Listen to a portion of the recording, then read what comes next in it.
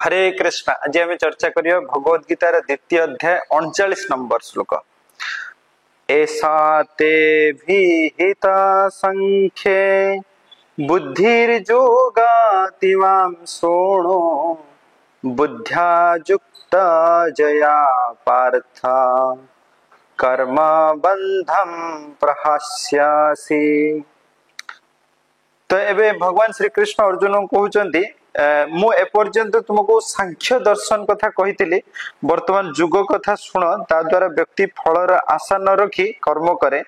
हे पार्थ हे पृथापात पुत्र तुमे जेतेबेले एही बुद्धिर वशवर्ती होई कर्म करिवो सेतेबेले तुमे कर्म बंधन रो मुक्ति हे जिवो। तेणु एठी देखंतु भगवान अर्जुन को कहउचंती जे प्रत्येक व्यक्ति केमिति तांकर कर्म बंधन रो मुक्ति हेई परिवे। तेणु एठी देखंतु जो भावार्थ रे दिया जायछि साधारणतः निरुक्ति बा वैदिक अभिधान अछि जेमति हमर डिक्शनरी अछि सेमति वैदिक डिक्शनरी अछि ताको निरुक्ति कहा जाय। तो सेतिरे जो ई जो सांख्य शब्दर अर्थ कहा जायछि। तो सांख्य शब्दर अर्थ कोन ना सांख्य शब्दर अर्थ होछि जने व्यक्ति आमे सब व्यक्ति आमे जानिचंती भगवत गीता में अध्ययन कला परे त आमे जानिचंती प्रत्येक व्यक्ति होचन जने जने आत्मा। तेणु आत्मार तार प्रकृत कार्य को तार प्रकृत कार्य कौन करिवा दरकार तो ताकू कहा जाय कौन सांख्य। तेणु से हिसाब रे तो देखंतु तो भगवान एठी कहउचंती जे मु एबे तुमको सांख्य विषय रे कहिली तो ता द्वारा एटलिस्ट तुमे बुझिवा दरकार जे आमे होचंती आत्मा आमे होची शरीर नुहे आउ सबुबेले पय आमे जेहेतु कार्य को सबुबेले पय ए शरीर उद्देश्य रे करंती शरीर इंद्रिय उद्देश्य रे करंती हम निजर इंद्रिय भोग करिया उद्देश्य रे करंती ता सहित आमे परिवार को केवल प्रतिपोषण पय करंती हम निज इंद्रिय भोग करिया पय कार्य करंती पुनी परिवार जो माने हम सहित संपर्क रे अछंती सेमानकर इंद्रिय भोग केमते हे पारे से उद्देश्य रे कार्य करंती। तण सेहित में आमे जत्ते भी कार्य करूचंती जत्ते भी आमे परिश्रम करूचंती या द्वारा कोन होची ना आमे कर्म बंधन रे बांधी के रहउचंती। कारण विभिन्न प्रकार जेहेतु पाप कार्य करूचन तेणु सेति पय हमर कर्म बंधन लागि रहउची। त से कर्म बंधन पय आमे सबले दुखित अवस्था रे अछंती किंतु एठी कृष्ण कहउचंती जे केमती हिसाब रे कर्म कले आमे कर्म बंधन रो मुक्ति हेई परिबा। तो केमती हिसाब रे कर्म करिया पय पड़ियो ना कहउचंती ए जो कर्म को आमे करूचंती तार उद्देश्य हवा दरकार समाज रो मंगल पय भगवान कर भक्ति रे वृद्धि हवा। जदि भगवान को भक्ति रे वृद्धि हवा पय न करूचंती ताले आमे सबवेले पय कर्म बंधन रे रहिबा। आ साधारणतः देखंतु प्रत्येक व्यक्ति एथि पय कार्य करंती जे आमे केमती आनंद प्राप्त हेई परिबा। तो प्रकृत रे देखंतु आनंद सेते बेले आमे प्राप्त हेई परिबा जदि आमे कर्म बंधन रो मुक्त हवा।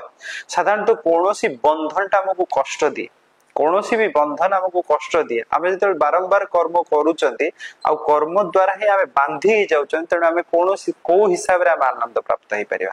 तेणु एबे जो कोहा जाउची त आमे कर्म बंधन रो केमती मुक्त हेई परिबा ना आमे जते भगवान को उद्देश्य रे आमे कार्य करिया। जेमति कि देखंतु धरा जे आपण परिवार रे अछंती प्रत्येक व्यक्ति ऑफिस जाउचंती किबा कोनोसी भी कार्य करूचंती तो मुख्यतः देखंतु आमे एई उद्देश्य रे कार्य करंती जे जेते बेले मु अधिक अर्थ उपार्जन करी कि नै कि आसीबी तो आमे भलो की खाइबू भलो की रहिबू भलो की पिंधिबू।